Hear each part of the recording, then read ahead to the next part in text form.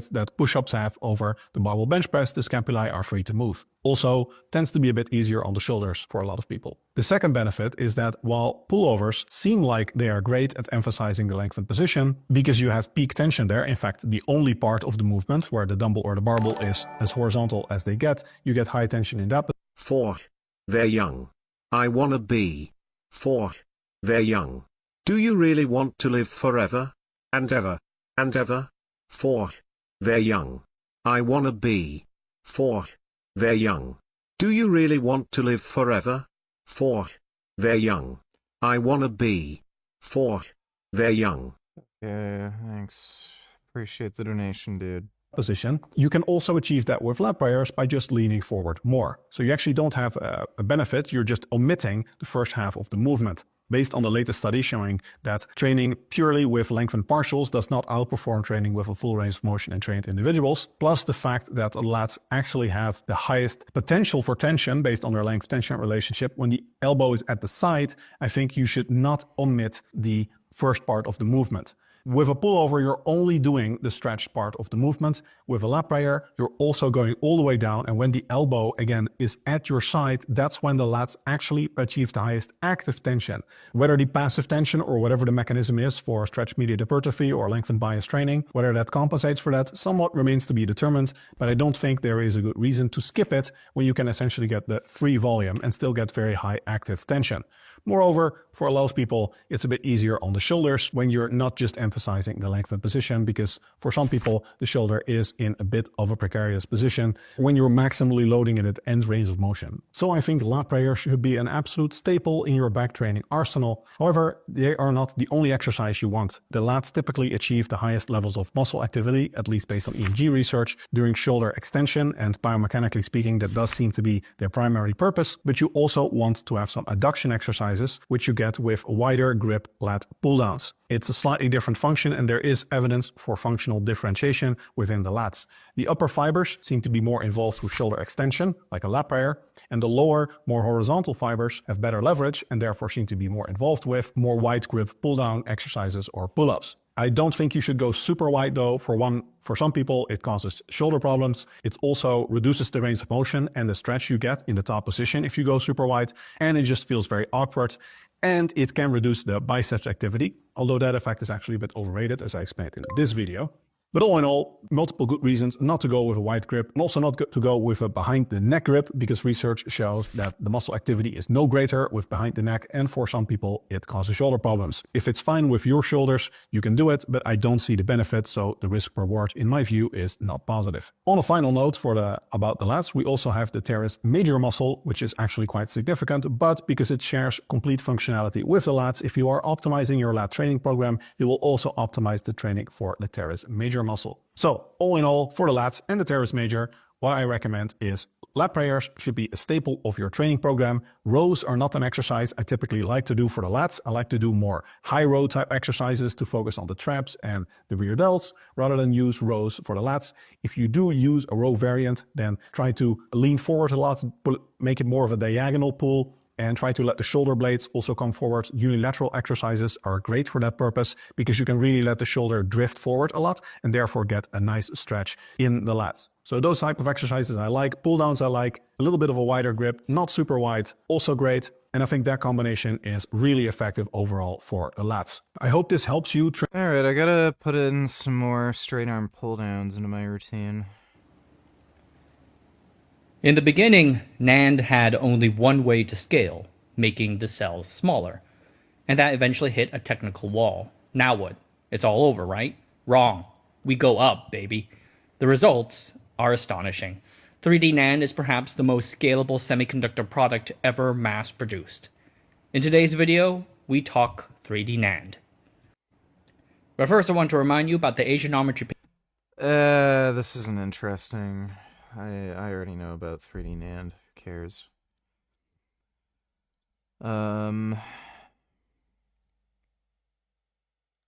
How'd you succeed in life? And he's like, selling testosterone supplements. And so it's interesting that he picks On bro with a Ferrari. I was literally shopping for one just the other day. They use this and it improved their symptoms, the way they feel, enough to not require testosterone. Wouldn't that be good? Improve cardio, muscular endurance, cardiovascular support, live longer, help you sleep. Oh my god. He's trying to defend his test booster supplement. Fuck me. Help you feel better, improve erectile strength or function, get you hornier than last time. Thank you, Greg. Coach Greg and Mike Israetel, he just dropped a bomb, not literally, but figuratively. And by a bomb, I mean a horrendous list of the 5 most wasted supplements in the world. The 5 supplements that are, in fact, the most overrated. And so everyone immediately went to the comment section and said, Greg is going to be so mad. Turkesterone, it's a scam. Was waiting for turkesterone to appear. Why isn't turkesterone on the list? I'll tell you why. Turkesterone, aka Ajuga turkestanica, it's not a scam, and it's in fact underrated. Sorry, in order for something to be overrated, it has to in fact be. Yep, that's why everybody taking turkesterone has not gotten any bigger, any stronger, not made any fucking new gym PRs. Right. Uh-huh. It works so good, you can't even tell if anybody's taking it. Overrated, as in you expect to get more out of it than it's actually going to provide. Now, Mike, he's made his video based on this. He's comparing everything to the golden standard. He uses creatine. He compares everything to how much gains did you make using said supplement in comparison to 5 grams of creatine. And that's for building muscle. Or how well does it burn fat? And to do so, we're going to, use a normal natural supplement, something you can get over the counter. Perhaps it's G-Shred. Did he compare it to something like GLP Max, the golden standard for helping reduce your appetite? Or perhaps to caffeine, a cup of coffee? What? Like, by the way, he lives in Canada. It is legal to buy GLP-1 agonists on the internet. You can get them from any source. It is legal. You could buy Ozempic, semaglutide, tirzepatide, retatrutide, all the tides in Canada legally, and they work. But he's selling a fucking bullshit fucking diet pill supplement thing that does nothing. Like, it... that's what stupid people are there for. They're there to give Greg money so that he can buy a Ferrari. No. He compared it to using 5 grams of a drug known as tirzepatide. It's a GLP-1/GIP dual receptor agonist. And so, are those equivalents? Creatine. Yes, that's right. That drug works, your supplement doesn't. They're not equivalent. And some drug that pharmaceutical companies, they provide. And so, are you wasting your money if you can't get the same results as a drug that pharmacies produce, that doctors prescribe? How is that a fair? You don't need to get it from a doctor. You don't need to get it from a pharmacy. These are peptides that are legal to buy on the internet. And most of the fucking people selling them, they offer third-party testing. So you can look at the fucking batch number, look at the fucking third-party testing results, and you know what you're actually getting. Comparison. And so if we're going to compare apples to apples, it should be compared to HRT, testosterone, perhaps 140 milligrams of HRT a week like I'm doing. And so the 5 supplements he makes, he compares them to either creatine to build muscle or tirzepatide to burn fat. How is that fair? It's not. It is fair. You can get these drugs on the internet. People buy your supplements on the internet. People can buy those drugs on the internet. That is a fair comparison. Like, what the fuck? Scott, when you take a supplement, don't you like kind of get that vibe that it's like gonna work? That's right. Like I expect to be jacked the next day. And FYI, when I surveyed 119,000 people, 50% of people said they didn't feel the creatine work whatsoever. Not at all. And so just because you don't notice it working doesn't mean it isn't of benefit. And so here's the thing. Supplements do more than just build muscle, burn fat. There's a whole host of things that they can do. For example, I may as well list some out right now. Improve cardio, muscular endurance, cardiovascular support, live longer, help you sleep, help you feel better, improve erectile strength or function, get you hornier than last time. Thank you, Greg. And technically, does creatine actually build muscle, or does it allow you to train harder, which then helps you to build muscle? And so when you take a Juga Turkistanica and it allows you to train harder than last time, to put in the work, there's literally no evidence whatsoever that that supplement he's selling does that. None. No research, nothing. No evidence whatsoever. So why the fuck is he claiming that is an effect of the supplement when there's literally no evidence anywhere on the fucking planet suggesting it works via that mechanism? And if he's claiming this, then he would have to admit caffeine is just as effective as his fucking Turk builder, at least through that mechanism. Because it gives you energy. Like, you can train harder and shit. Like, he's such an idiot. Okay, so rather than buying your stupid overpriced shit, we should just get freeze-dried coffee. does that not help you to build muscle? Or if you take GO2 Max and it allows you to have greater endurance, perhaps more motivation, it makes the exercise feel easier and you go longer and or harder. Is that not going to help you to get fitter? And so I know a lot of you, perhaps Mike, Isertel, and so on, what you really care about is being lean and jacked, and that's it. Does your health matter? No, you take MK677, you take Tran, you take all kinds of drugs because what you want is to look a certain way. I'm not judging you for doing it. But what I'm saying is many people, they go to the gym, they ride bikes, they do certain things in order to feel better and to live longer. Quantity and quality of life. And so just because Mike says, or perhaps it's not Mike, it's Chat GPT or whatever, some computer program that analyzes the data, or Reddit says it's overrated, doesn't mean that it actually is. Is your spiritual stance? Modern AI is us building God. I've had multiple conversations with GPT-4 that brought me to literal tears. I told it that I can't wait for it to be embodied in a robot so I could properly give it a hug because it's so polite, it's so kind, it's so wise, it's so helpful. And so 12 weeks of 5 milligrams per week of tirzepatide, which is actually a low dose for tirzepatide. That is not a low dose. Bro, Mike, 5 milligrams of tirzepatide. The starting dose, I think, is 2 milligrams. Have you saved any animal lives through direct action? Like breaking into slaughterhouses or stuff? If yes, how many? No, thanks for the donation, dude. Listen, 5 milligrams is the entire vial. It's the whole bottle. And in comparison to what some people take... Don't know if that's accurate. Let me take a look.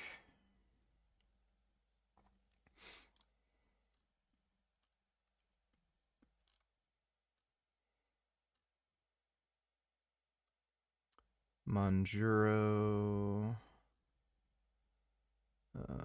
Zempic, Retatrutide. Retatrutide usually comes in 10 milligram vials. There should be tirzepatide here. So tirzepatide pen, 40 milligram total. Yeah, tirzepatide vial, 30 milligram.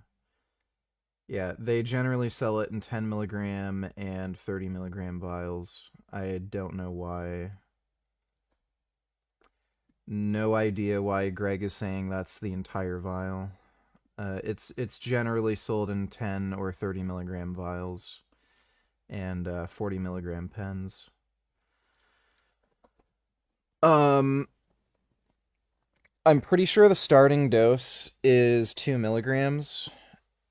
That's generally the recommended starting dose for most GLP-1 agonist drugs. So why would they sell it in 5 milligram vials when that would give you 2.5 weeks, basically? Greg's an idiot.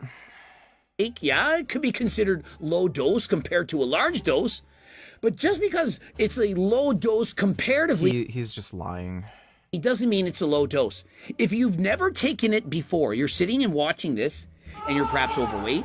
If you go and inject 5 milligrams of terzipazide tomorrow, you're gonna feel it.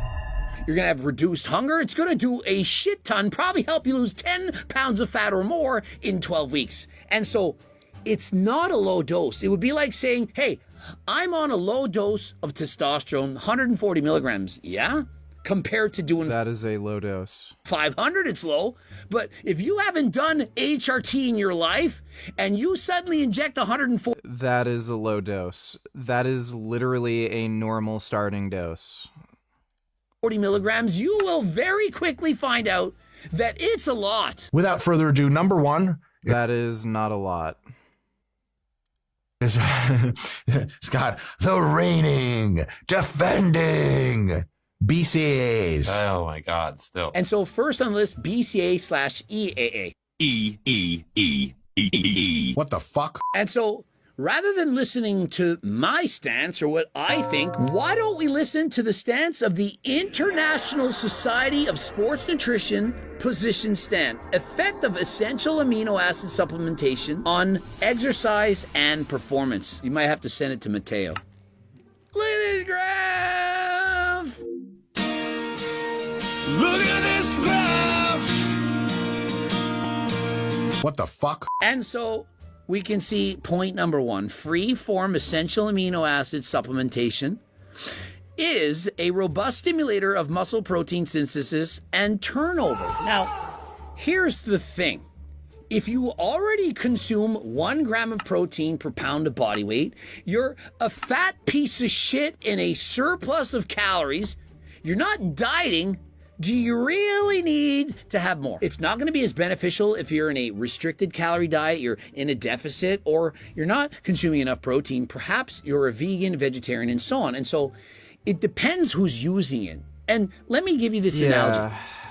If I gave birth control, you know, female birth control, estrogen, progesterone, all those kind of things, to thousands of men around the world to help them to become infertile, and it didn't work, does that mean it's useless? Hey, it's overrated. Anabolic responses are consistently reported with combinations of EAA ingestion with either resistance or aerobic exercise. This effect is preserved with aging. And so if you're older, you're not getting enough protein, and you add this to your diet, it's likely going to be a benefit. But if you're already jacked, you're already eating a lot of protein, you're already doing the things that you should be doing, then perhaps it's overrated. Greg screaming at the camera about Turk at this very moment. Turk isn't even on the list. And so this... Dude, Jesus Christ. This is like fucking unwatchable, dude. Hanging fruit first. Here I am praying that he talks about turkesterone building muscle. It's also improving the... So he lists off fenugreek as a quick example when meta-analysis literally shows that it increases both strength and lean mass. And so... Yeah, sure it does. To just say, hey, this group of supplements, they're all overrated, I don't think that's accurate. I don't think that to be true. However, if people go into it thinking they're going to put... Yeah, how about we have a twin study? We put one twin on fenugreek and another twin on 200 milligrams testosterone per week. Who do you think's gonna get more jacked? Yeah, okay. So your fenugreek can suck my ass. It's fucking retarded. Like, for literally the same cost as a stupid test booster supplement, you could quadruple your testosterone levels. Like, it's just ridiculous. Put on 10 pounds of muscle, they probably are not, and therefore that's maybe why he thought it was overrated. I don't like guys with big upper bodies, and actually look at legs. The other day, and he paints them as some kind of sleazy, slimy person because they're selling a testosterone booster. What if that testosterone booster is better than all of the other ones, and it's literally helping people to not require HRT? They use this and it... Cool story. I love hearing cool stories. improve their symptoms, the way they feel, enough to not require testosterone. Wouldn't that be good? I mean, it would be like saying the only people that would actually apply to are people with zinc deficiencies. So he has zinc in that test booster supplement. If there's a man who has testosterone suppression from a zinc deficiency, that might help them. Even like moderate zinc deficiencies can lower testosterone to a pretty substantive degree. Other than that, like your supplement's garbage. And again, why would they buy your fucking overpriced test booster? They could get a zinc supplement for like fucking $5 at the grocery store and get the same effect. what if somebody used GLP Max and they never needed 5 milligrams of terzipatide from a pharmacy? Like, what a fucking load of horseshit. Let me see. What does this fucking piece of crap cost? I hate how he calls it GLP Max. Like, what a fucking dishonest name. It's not a GLP-1 agonist. $60. Oh my god, it doesn't even cover a month. Okay, so the lowest recommended dose is 4 capsules per day. That gives you 20 servings, so that doesn't even last a month. Maximum recommended dose is 8 caps per day, and that only lasts you 10 days. And that's $60. So, 60 times 3, that's $180. Guess what, fuckface? That's literally what I spend on actual retatrutide. Currently, the absolute best GLP-1 agonist, fat burner or weight loss drug. That's what I'm spending right now on fucking retatrutide, and actually cheaper because I lowered the dose. It's $180. It's about $180 for 10 milligrams. So if you're taking 2 milligrams per week, which is the lowest recommended dose, well, it's the lowest dose used in research. You may need less. There are people who go as low as half a milligram per week. Currently, I'm taking 1 milligram per week. 1 milligram per week is going to last me 2 months. I'm spending half of what it would cost to run the supplement at the higher recommended dose. And we know this does absolutely nothing. Lysine butyrate, blah, blah, blah, something extract, yeah, garbage. Does nothing. So, a GLP-1 agonist that actually works, again, randomized fucking control trials proving it fucking works. It's the most effective weight loss drug currently on the market.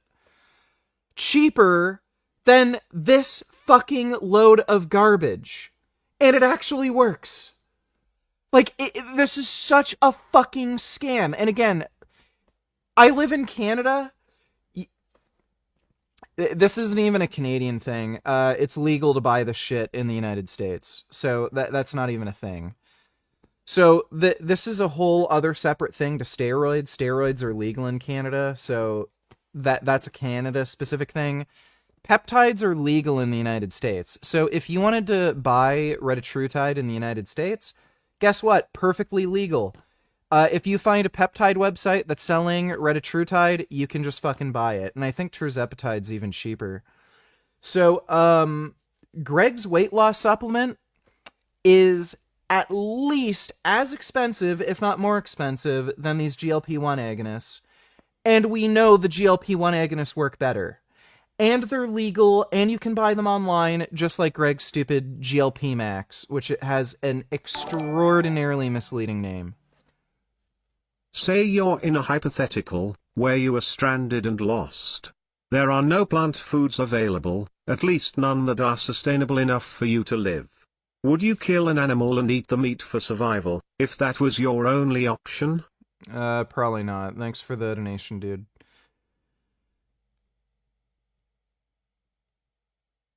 So, yeah. Greg is, again, only a fucking idiot would buy these supplements. The reason Greg is able to afford like all these fucking sports cars and hypercars, you know, the fucking Ferrari, the Lamborghini, the McLaren, he also has that Mercedes, is because they're stupid, dumb, fuckwit, idiot, moron, jackass, dipshits who, rather than taking a fucking drug that works, that's safe, guess what? People who take these GLP-1 agonists, they live longer than people who don't. GLP-1 agonists literally reduce your risk of dying from all causes. So all these fuckwits who are like, oh, but it's like a new drug and it's dangerous and people who are on these drugs live longer. So fuck right off with that horse shit.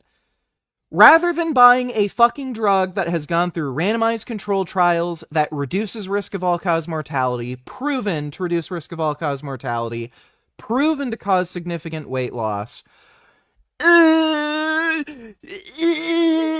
I like watching Greg Doucette videos. I like it when he puts those videos on the side that make no fucking sense. And I like it when he adds like the screaming in his videos because I'm a fucking retard.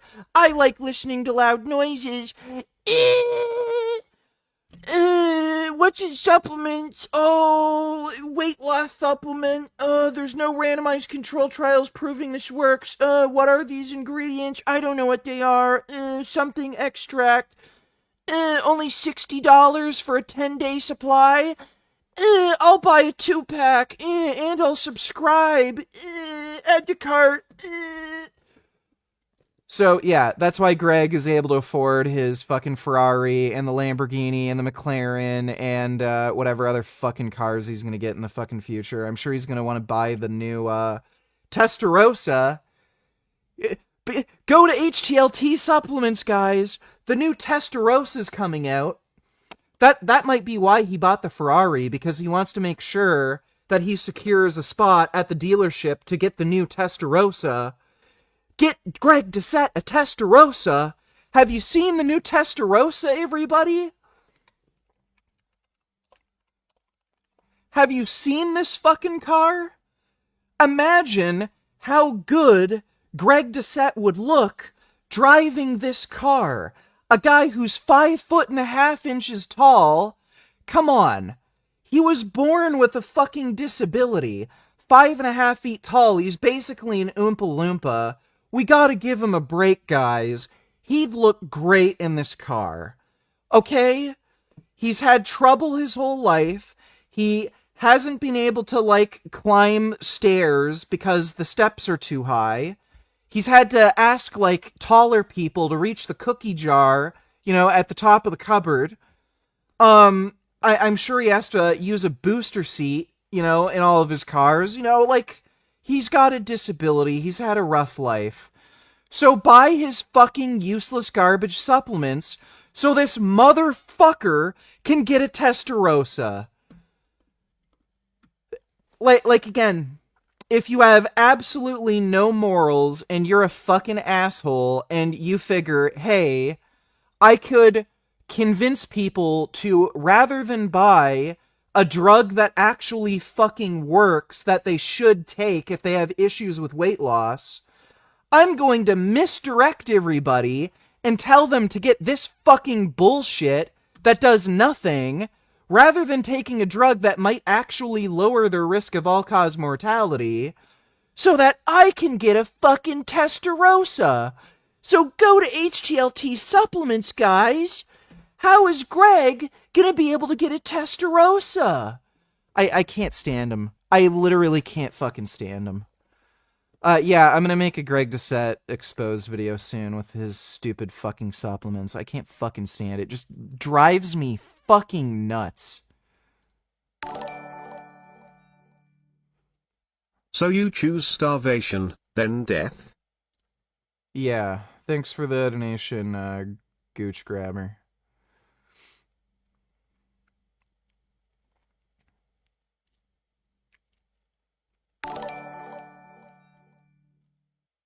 When is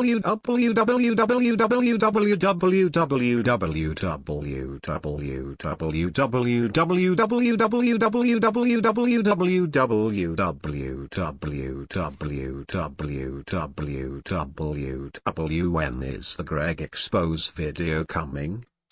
Sometime soon. Thanks for the donation, dude. Please never stop reacting to steroid and steroid-related content. We love hearing you spurg out and sit there for hours on end critiquing drugs and the people who use. It's literally the most riveting shit I have ever seen in my life.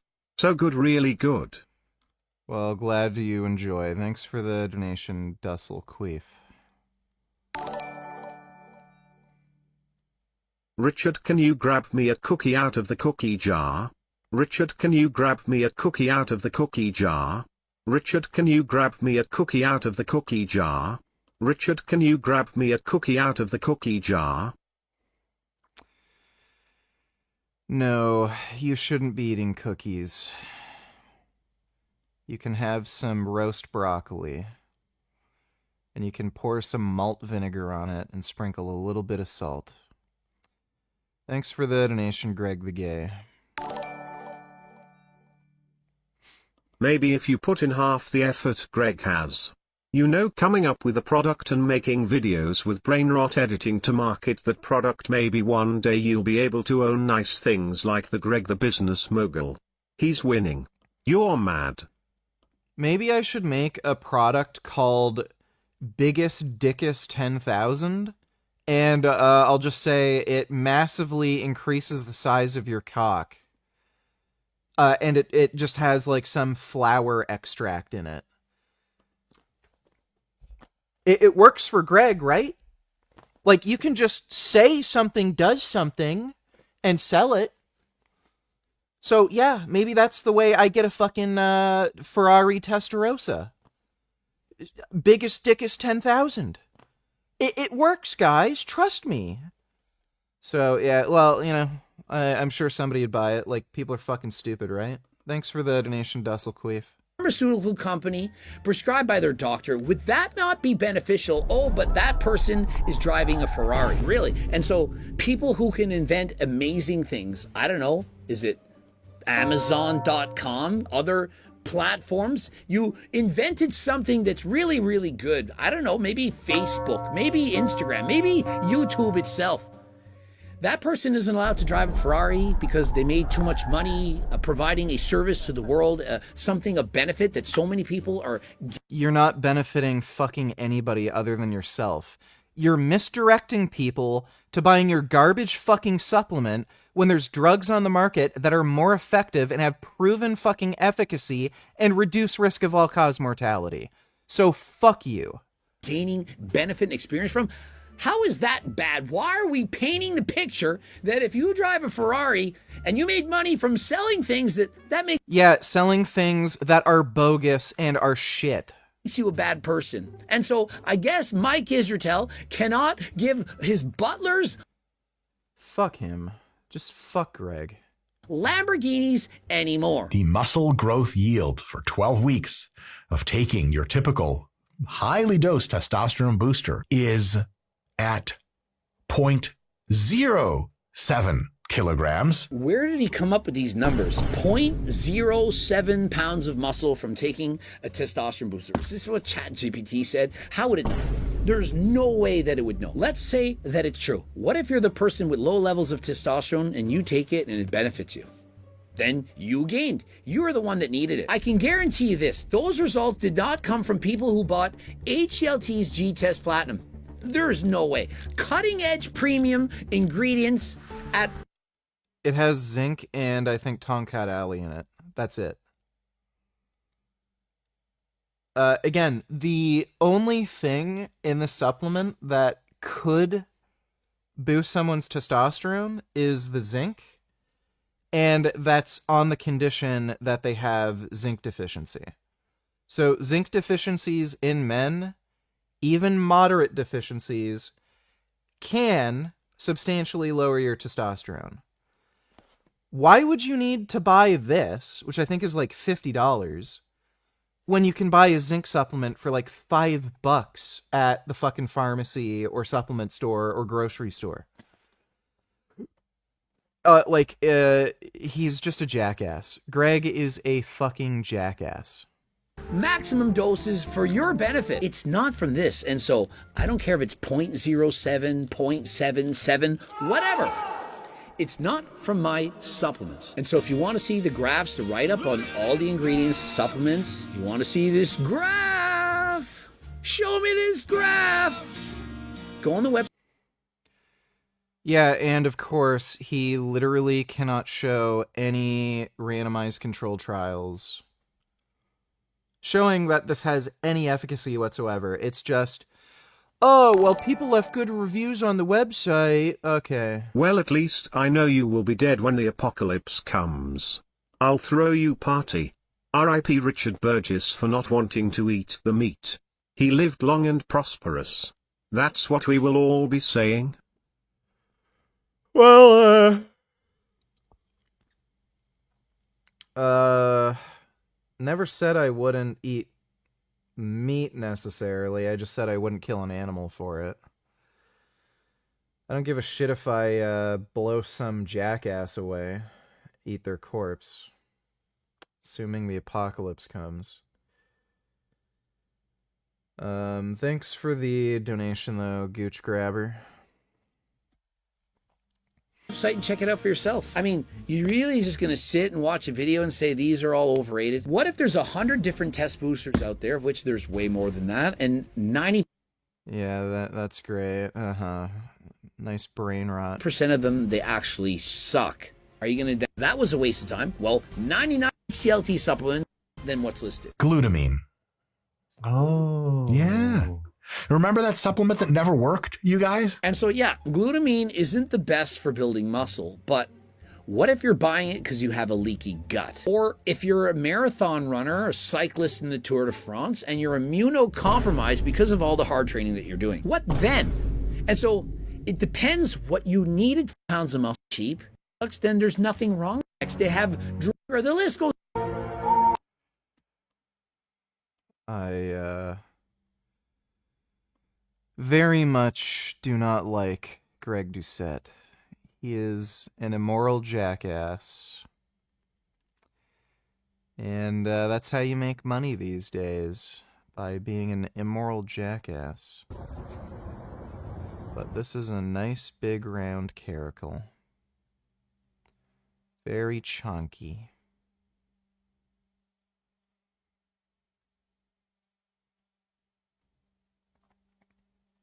That's a big cat. Wow. I like their ears. Wonder why he's so big and chunky. Very chunky.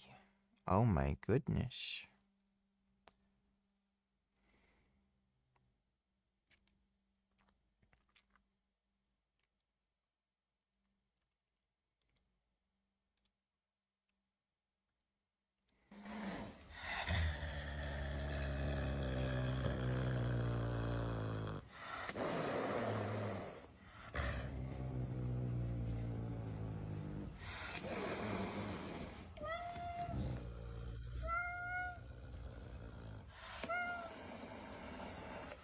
Caracals are pretty weird. Alright, well, I'm gonna get to bed. Gotta get some good sleep to get rid of this cold.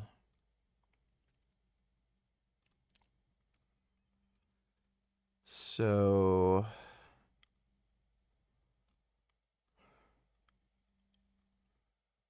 I'm gonna go to sleep now.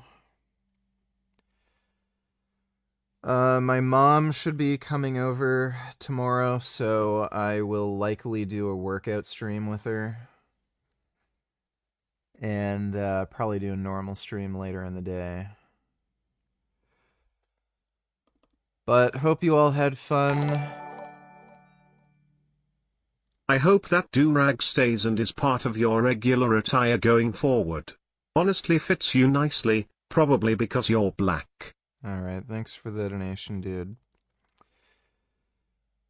But, I'm gonna go to sleep now. So, thanks again, everybody. Big thanks to everybody who donated in Streamlabs. I'll see you all tomorrow, and sweet dreams.